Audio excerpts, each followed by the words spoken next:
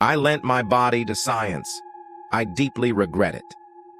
The abandoned dentist's office was stripped of all value, leaving only a concrete shell. The boarded-up windows, missing decorative tooth, and yanked-out wiring made it a haunting sight. Yet the dentist's chair remained, illuminated by makeshift lights powered by a generator. After a brief questionnaire, I sat in the chair, its flaking upholstery sticking to my arms. The scientists, Dr. Barat and Dr. Alieva, conducted a disorganized interview. Dr. Barat, with his unkempt hair and wrinkled face, asked repetitive questions about my medical history, often looking nervously around the room. Dr. Alieva, a stern-faced woman, observed silently until Dr. Barat asked me to sit in the dentist's chair. She approved, calling me a strong specimen. Dr. Barat drew my blood, took a saliva sample, and checked my teeth. His inspection was rough, but I proudly declared my perfect dental health. Dr. Alieva approved, and Dr. Barat placed a heavy, disinfectant-smelling helmet on my head.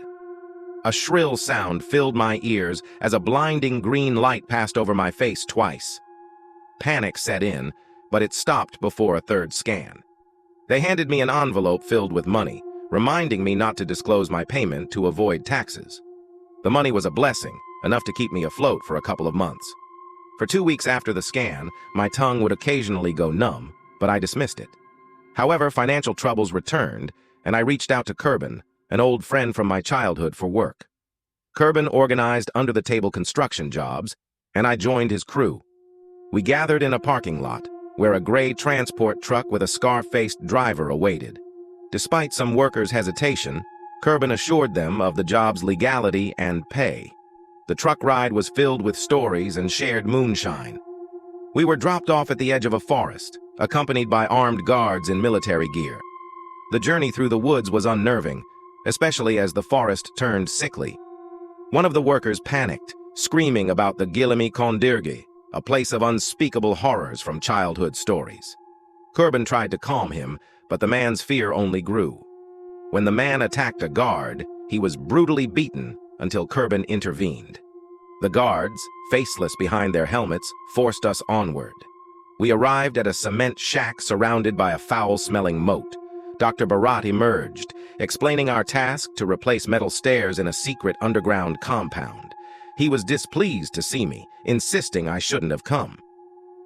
As the crew entered the shack, Dr. Barat stopped me, leaving me with the guards. Dr. Barat spoke to one of the guards, who mimicked his words, revealing a haunting familiarity. When the guard's visor was lifted, I saw my own face. Memories of the blinding green light flooded back. The guard, tongueless, raised his rifle, and I pleaded for mercy. Realizing my peril, I struck the guard with a hammer, killing him. I fled through the forest, shedding my bloodied jacket and rifle. Back home, fear paralyzed me from calling the authorities.